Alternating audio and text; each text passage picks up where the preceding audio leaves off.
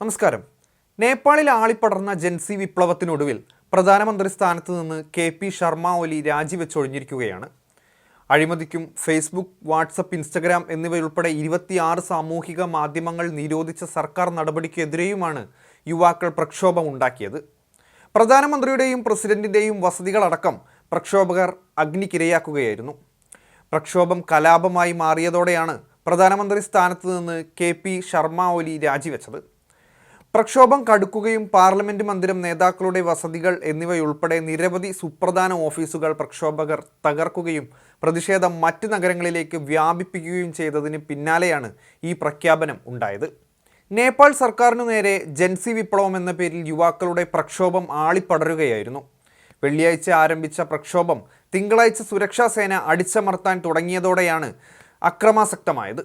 Police നടപടികളെ തുടർന്ന് 19 പേർ മരിച്ചിരുന്നു, 347 പേർക്ക് പരിക്കേൽക്കുകയും ചെയ്തിരുന്നു. അക്രമ സംഭവങ്ങളെ തുടർന്ന് കഴിഞ്ഞ ദിവസം ആഭ്യന്തരമന്ത്രി സ്ഥാനത്ത് നിന്ന് രമേശ് ലഗാഖ് രാജിവെച്ചിരുന്നു.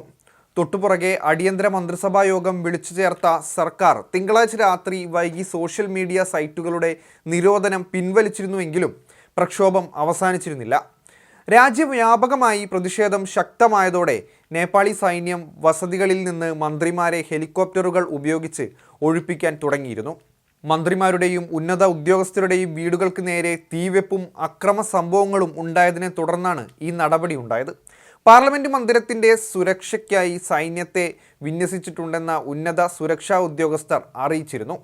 ഉന്നത ഉദ്യോഗസ്ഥർക്ക് സൈനിക ബാരക്കുകളിൽ സുരക്ഷ ഒരുക്കുകയും ചെയ്തിരുന്നു. നേപ്പാളി കോൺഗ്രസിൻ്റെ പിന്തുണയോടെ 2024 ജൂലൈ മുതൽ 4ാം തവണ പ്രധാനമന്ത്രിയായി സേവനമനുഷ്ഠിക്കുകയായിരുന്ന ഓലി തൻ്റെ ശക്തമായ നിലപാടുകൾക്കും ദേശീയവാദ നയങ്ങൾക്കും പേരുകേട്ട ഒരു പ്രധാനമന്ത്രിയായിരുന്നു. സ്ഥിരതയും സമൃദ്ധിയും വാഗ്ദാനം ചെയ്താണ് അധികാരത്തിലെത്തിയത്. എന്നാൽ വർദ്ധിച്ചു വരുന്ന അശാന്തിക്കും സ്വേച്ഛാധിപത്യ ആരോപണങ്ങൾക്കും ഇടയിലാണ് അദ്ദേഹം പടിയിറങ്ങുന്നത്. IT മന്ത്രാലയത്തിൽ രജിസ്റ്റർ ചെയ്യണമെന്ന നിർദ്ദേശം പാലിക്കാത്ത സമൂഹ മാധ്യമങ്ങളെയാണ് സർക്കാർ നിരോധിച്ചത്. അവിടെ നിന്നാണ് ഇതിൻ്റെ എല്ലാത്തിൻ്റെയും തുടക്കം. നേപ്പാളിൽ സ്ഥിരമായി പ്രശ്നപരിഹാര ഓഫീസറെയും കംപ്ലയിൻറ്റ്സ് ഓഫീസറെയും നിയമിക്കണമെന്ന് കഴിഞ്ഞ വർഷം സുപ്രീം കോടതി നിർദ്ദേശിച്ചിരുന്നു. ഓഗസ്റ്റ് 28 മുതൽ ഒരാഴ്ച ഇതിന് സമയം നൽകിയെങ്കിലും 26 സമൂഹ മാധ്യമങ്ങൾ ചെയ്തില്ല.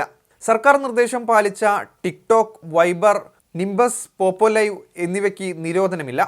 ഇവയിലൂടെയാണ് ജൻസിക്കാർ പ്രക്ഷോഭത്തിന് ആളെ കൂട്ടുന്നത്.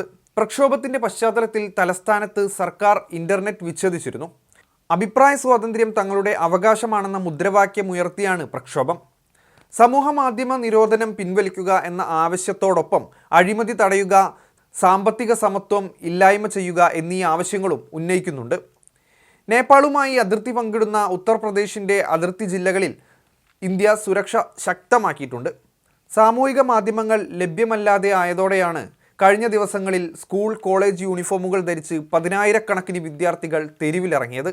തലസ്ഥാനമായ കാഠ്മണ്ഡുവിൽ ആരംഭിച്ച പ്രക്ഷോഭം മറ്റ് സ്ഥലങ്ങളിലേക്കും വ്യാപിച്ചിരുന്നു. പാർലമെൻറ്റ് മന്ദിരം ഉൾപ്പെടെയുള്ള നിയന്ത്രിത മേഖലകളിലേക്ക് ബാരിക്കേഡുകൾ മറികടന്ന് പ്രക്ഷോഭകർ പ്രവേശിച്ചതോടെ പോലീസ് ആകാശത്തേക്ക് വെടിവെച്ചു. ലാത്തി വീശുകയും റബ്ബർ ബുള്ളറ്റും കണ്ണീർവാതകവും പ്രയോഗിക്കുകയും ചെയ്തു. പ്രക്ഷോഭകർ പാർലമെൻറ്റിൻ്റെ പ്രവേശന കവാടം തകർക്കുകയും വളപ്പിൽ തീയിടുകയും ചെയ്തതിനാലാണ് വെടിവെച്ചതെന്ന് പോലീസ് പറയുന്നു. കാഠ്മണ്ഡുവിൽ സർക്കാർ സൈന്യത്തെ ഇറക്കി. പോലീസ് നടപടിയിൽ ജീവൻ പൊലിഞ്ഞതിൻ്റെ ധാർമ്മിക ഉത്തരവാദിത്തം ഏറ്റെടുത്ത് ആഭ്യന്തരമന്ത്രി രമേശ് ലഗാഖ് രാജിവെച്ചിരുന്നു. ഫേസ്ബുക്ക്, വാട്സപ്പ്, ഇൻസ്റ്റഗ്രാം എന്നിവയുൾപ്പെടെ 26 സമൂഹ മാധ്യമങ്ങൾ സർക്കാർ നിരോധിച്ചതോടെയാണ് നേപ്പാളിൽ സർക്കാരിനെതിരെ ജൻസി വിപ്ലവം എന്ന പേരിൽ യുവാക്കൾ പ്രക്ഷോഭം ആരംഭിച്ചത്. വെള്ളിയാഴ്ച ആരംഭിച്ച പ്രക്ഷോഭത്തെ തിങ്കളാഴ്ച സർക്കാർ അടിച്ചമർത്താൻ ശ്രമിച്ചതോടെ കലാപമായി മാറുകയായിരുന്നു.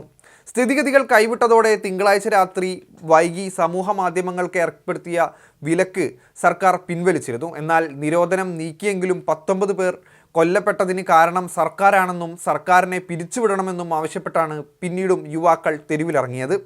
സർക്കാരിനെ പിരിച്ചുവിടണമെന്ന് ആവശ്യപ്പെട്ട് ചൊവ്വാഴ്ച രാവിലെ കാഠ്മണ്ഡുവിലെ പാർലമെൻറ്റിന് മുന്നിൽ 100 കണക്കിന് യുവാക്കളാണ് സംഘടിച്ചെത്തിയത്.